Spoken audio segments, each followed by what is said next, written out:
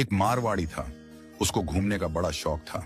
अब वो घूमते घूमते एक ऐसे राज्य में चला गया जहां पर क्या था, हर 5 साल में राजा चुना जाता था। पर चुनाव का तरीका अनोखा था।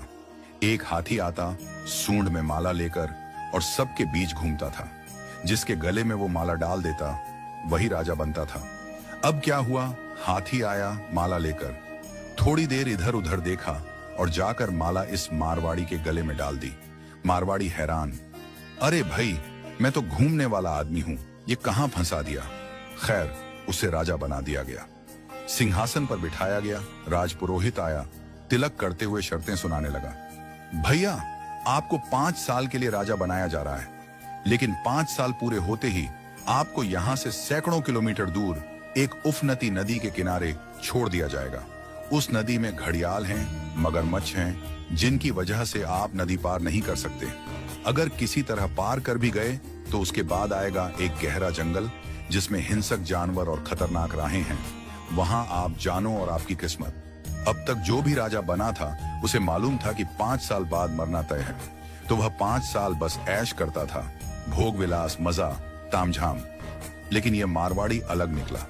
उसने सोचना शुरू किया, अब मुझे 5 साल बाद क्या करना है। राज्य की जो भी आमदनी आती थी उसमें से 51% जनता की भलाई में लगाने लगा, और बचे हुए 49% से उसने अपने आगे की प्लानिंग की। पहले साल उसने नदी पर एक पुल बनवाया, दूसरे साल उस पार के जंगल को साफ करवाया, खेती के लायक जमीन बनवाई, तीसरे साल वहां सड़कें बनवाई, लोग वहां बसने लगे, गांव और मोहल्ले बनने लगे। चौथे साल एक छोटा सा महल बनवाया जहां वह आगे जाकर रह सके। 5वें साल अपने जीवन भर का खर्च, जरूरी चीजें, अनाज, सब कुछ वहां स्टोर करवा दिया। अब 5 साल पूरे हो गए। परंपरा के अनुसार लोग उसे ढोल नगाड़ों के साथ विदा करने आए। लोगों की आंखों में आंसू थे। कहने लगे, ऐसा राजा हमने पहले कभी नहीं देखा। वो राजा था मारवाड़ी।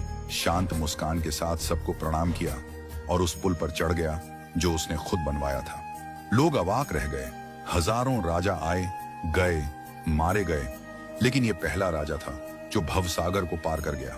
कथा का संदेश, हम सभी इस धरती पर सीमित समय के लिए आए हैं। ये जीवन 5 सालों की तरह है। जो इस समय को मौज में घंवा देता है वो अंत में उस भवसागर में गिरता है जहां मगरमच्छ, घड़ियाल, दुख और पीड़ा है। लेकिन जो जीवन का उपयोग अच्छे कर्मों, जनसेवा और प्रार्थना में करता है वो इस जीवन से परे उस पार पहुंच जाता है। तो आज ही से भवसागर पार करने के लिए अपना पुल बनाना शुरू कीजिए, ताकि जब आपका